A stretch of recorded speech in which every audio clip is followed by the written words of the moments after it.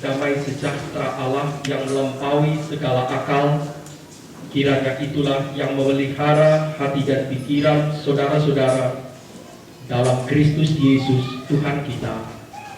Amin. Jemaat Tuhan, pada Minggu Advent yang keempat ini, kita jemaat di HKBP Resort Serpong bersangat berbahagia karena kita di Sabungan ini memasuki untuk pertama kali gedung gereja yang kita bangun, walaupun di bagian bawahnya. Tetapi jemaat Gunung Sindur nanti pukul 10 juga akan memasuki secara perdana gedung gereja yang mereka bangun lantai atasnya. Jadi persis pada Minggu Advent ini kita sangat berbahagia karena Tuhan memberkati apa yang kita cita-citakan, apa yang telah kita upayakan dengan kerjasama dengan penuh hati. Marilah kita dengarkan firman Tuhan pada Minggu Advent yang keempat ini, yang akan mengantarkan kita kepada perayaan Natal mulai dari esok malam. Mika 5 ayat 1-5. Mika 5 ayat 1-5 kita akan baca berbalas-balasan, bagian yang ke tepi kami yang baca, bagian yang masuk ke dalam jemaat yang membaca. Tetapi engkau, hai Bethlehem Efrata, daripadamu akan bangkit bagiku yang permulaannya sudah sejak purbakala.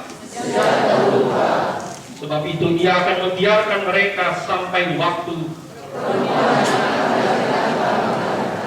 Lalu selebihnya dari saudara-saudaranya, maka ia akan bertindak, akan menggembalakan mereka dalam kekuatan Tuhan. Mereka akan tinggal tetap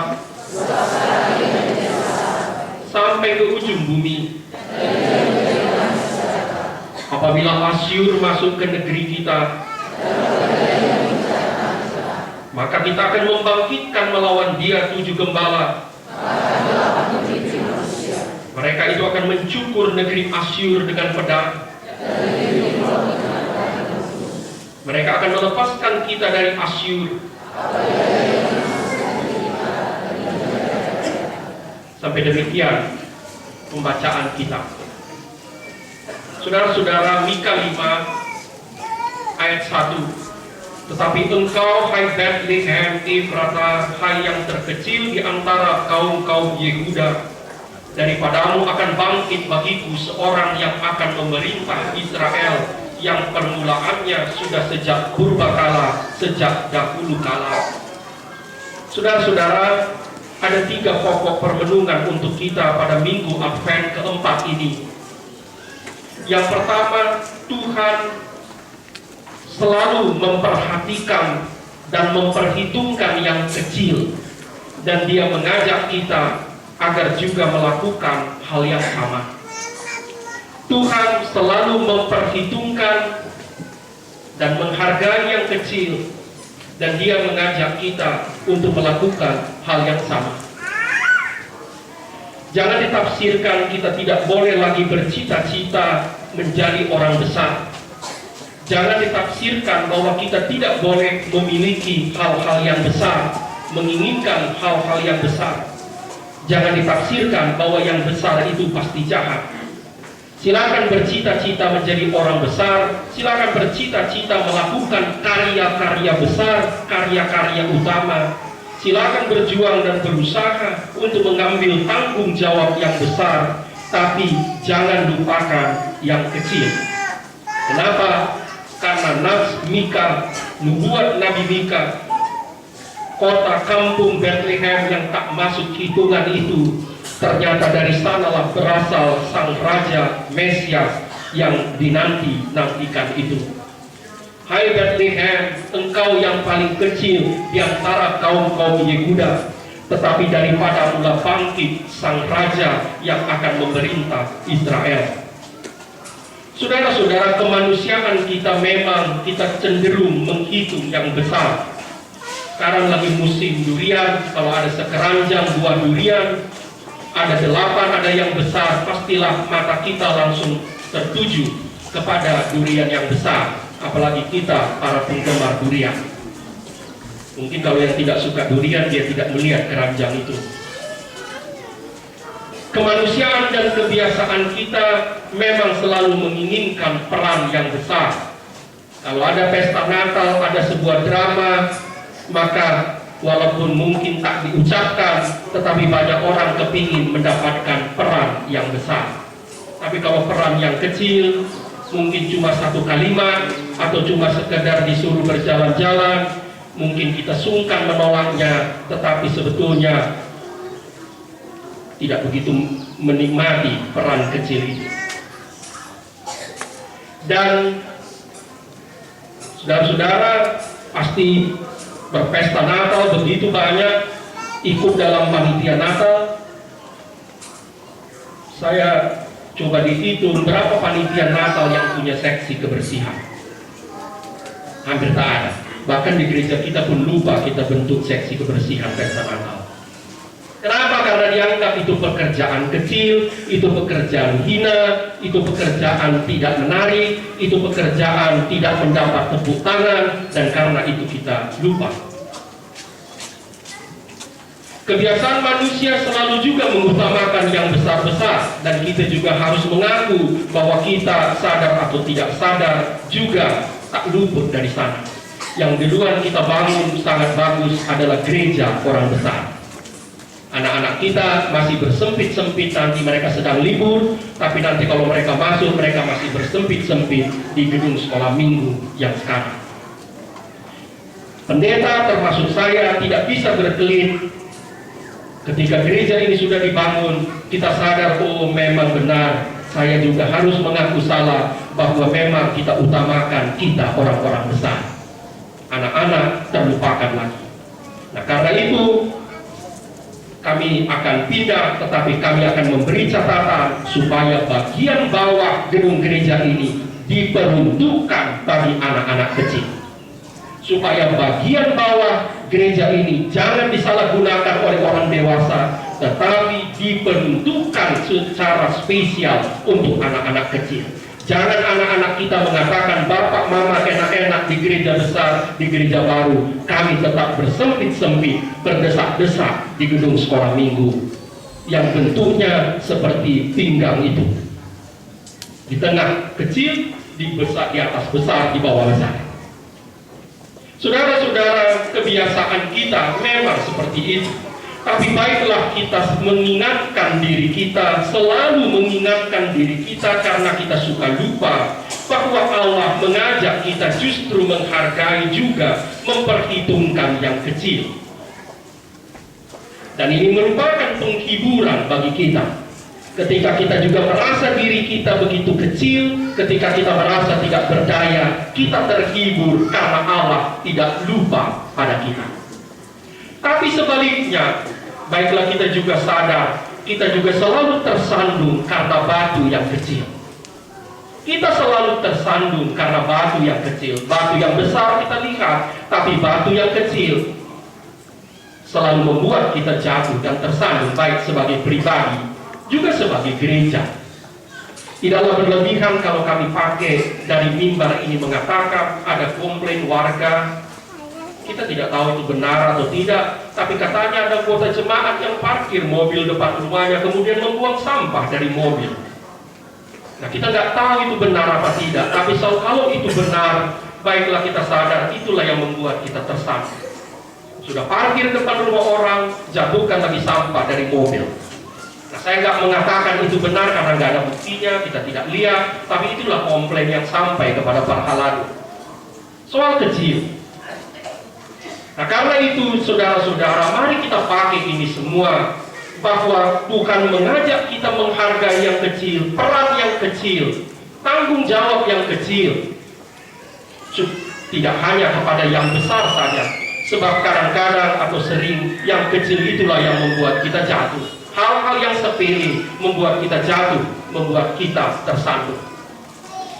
Yang kedua, Tuhan mengajak kita agar kita sadar akan kekuatan kita yang sesungguhnya. Tuhan mengajak kita agar kita sadar kekuatan kita yang sesungguhnya. Sang Mesias itu yang lahir dari kampung kecil Bethlehem itu, itulah Tuhan semesta alam yang memerintah Israel dengan kekuatan Allah. Karena itu saudara-saudara, sebetulnya perayaan Natal itu paradoksal. Ada dua hal yang sangat berbeda di sana. Di satu pihak, kita selalu mengenangkan bayi yang mungil lemah yang terbaring di palungan. Tetapi pada saat yang sama kita diingatkan, bayi yang lemah yang terbaring di palungan itu adalah Tuhan yang Maha Kuat. Tuhan yang Maha Kuasa. Karena itu saudara-saudara, perayaan Natal itu kelak yang kita rayakan besok bukan cuma sekedar mengingatkan kita akan terharu ada bayi mungil terbaring di palungan dibungkus lampin, tetapi mau mengingatkan kita bahwa bayi yang lahir 2000 tahun yang silam itu adalah Tuhan yang bangkit, Tuhan yang berkuasa, yang sekarang duduk di sebelah kanan Allah, yang membela kita. Seperti kata nubuat Nabi Mika, dialah gembala yang akan membantu membela kita dengan kekuatan kemegahan Allah. Saudara-saudara, dalam sebuah tim di HKBP, kami melakukan analisis bersama sebuah tim dari Renstra HKBP. Ada 3 katanya kekuatan utama gereja kita, dan yang sebagian bisa kita saksikan, kita alami sendiri, termasuk di Serpong ini.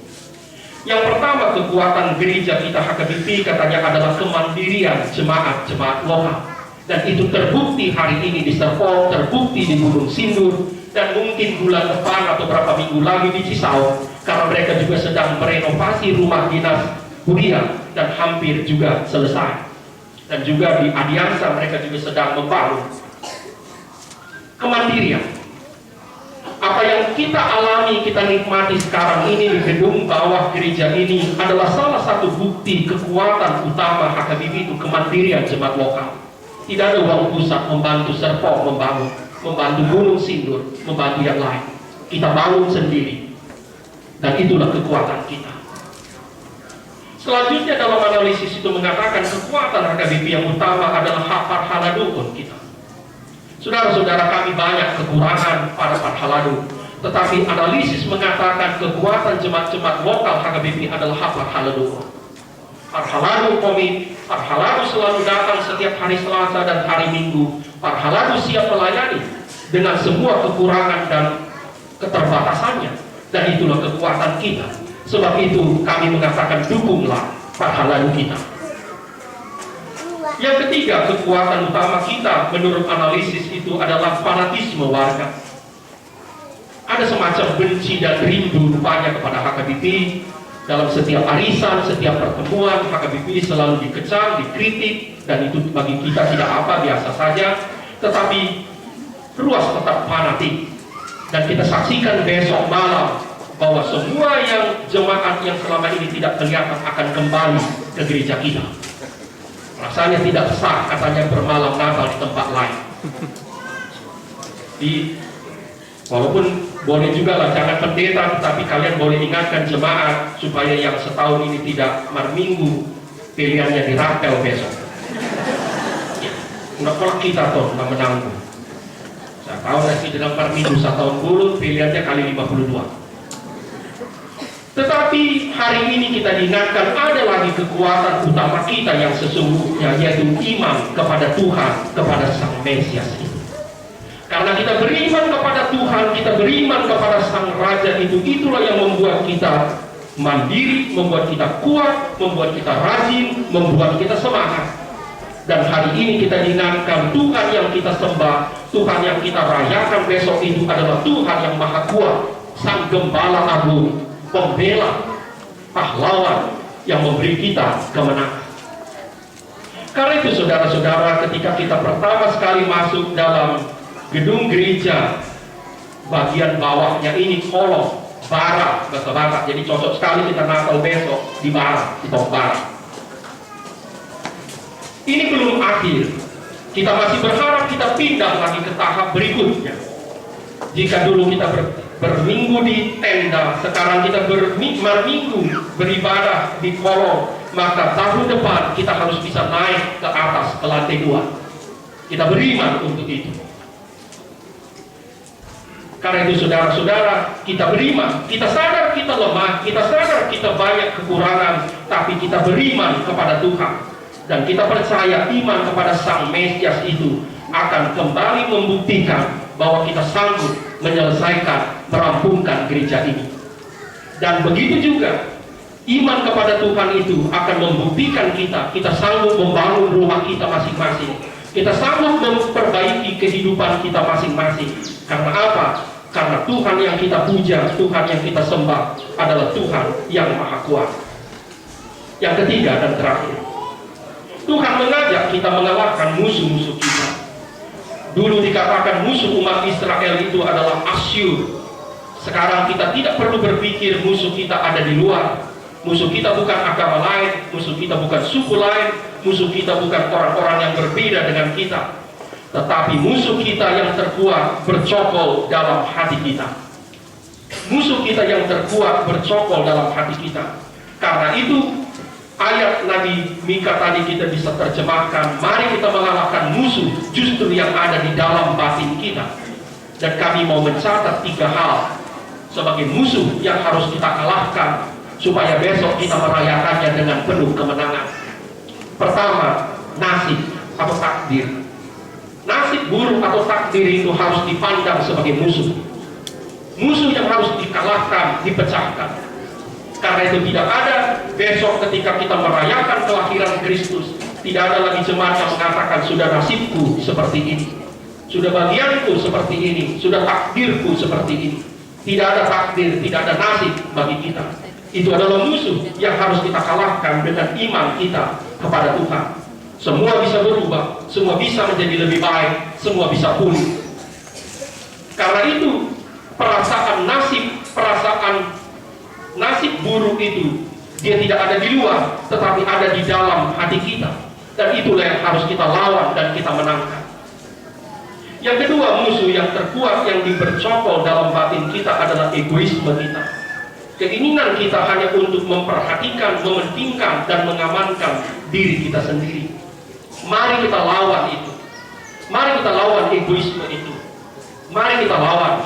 Sebab Tuhan yang kita rayakan kelahirannya besok itu adalah Tuhan yang penuh kasih, bukan Tuhan yang egoistis. Tapi justru Tuhan yang mengajar kita berbagi, berkorban, menyerahkan hidup kita bagi banyak orang. Karena itu saudara-saudara, yang ketiga, musuh yang acap kali bercokol dalam diri kita adalah kebencian dan dendam. Kebencian dan dendam. Mari kita lawan itu, rasa kebencian dan dendam itu. Kita kalahkan dengan iman kepada Tuhan. Supaya besok ketika kita datang ke rumahnya merayakan kelahiran Sang Raja Damai, hati kita telah menang melawan kebencian, menang melawan dendam, kemarahan, dan kekecewaan. Sehingga hati kita diliputi oleh sukacita. Dan damai Tuhan sungguh-sungguh hadir dan berkuasa, sungguh-sungguh hadir dan berkuasa di dalam jiwa kita. Amin. Terima kasih Tuhan, Engkau menunjukkan kebesaran dan kemurahan-Mu kepada kami, jemaat-Mu di HKBP Serpong, juga di Gunung Sindur hari ini. Kami terima Tuhan gedung gereja ini sebagai pemberian-Mu pada kami, sebagai tanda kasih dan kebesaran-Mu kepada kami. Ya Tuhan, izinkanlah kami meneruskan pembangunannya sampai rampung, dan mulialah nama Tuhan. Kuatkan hati kami Tuhan, jauhkan keraguan-raguan dan keputusasaan dari kami. Yakinkan kami Engkau adalah Tuhan yang Maha Kaya dan Maha Kuasa, dan Engkau akan membuktikannya bersama-sama dengan kami. Ya Tuhan, kepadamu-lah kami berserah. Terima kasih. Kami akan memasuki masa raya Natal mulai besok malam dengan hati yang bersih, dengan hati yang damai, dengan hati yang jauh dari kekecewaan, keputusasaan. Ya Tuhan, antarkanlah kami ke rumah-Mu untuk merayakan Sang Surya kebenaran yang telah datang ke dunia, merayakan hari kelahiran Putra-Mu yang membawa kami harapan baru, membawa kami semangat, membawa kami Tuhan kekuatan meneruskan hidup kami. Kami doakan Tuhan secara khusus keluarga yang sedang berduka, yaitu keluarga hamba-Mu Sintua Mawardi Silaban dan 4 anak mereka yang ditinggalkan oleh sang ibu. Ya Tuhan, biarlah damai sejahtera Natal menjadi penghiburan bagi mereka untuk bangkit kembali meneruskan hidup mereka. Kepada-Mu kami serahkan Tuhan seluruh hidup kami, rencana-rencana kami, dan biarlah Tuhan kami juga mohon esok Engkau memberikan hari yang cerah, supaya jemaat-Mu Tuhan tidak terhalang datang ke rumah-Mu merayakan malam yang kudus. Berikan kami keamanan, ketenangan, baik di luar maupun di dalam jiwa kami, demi Kristus. Amin. Marilah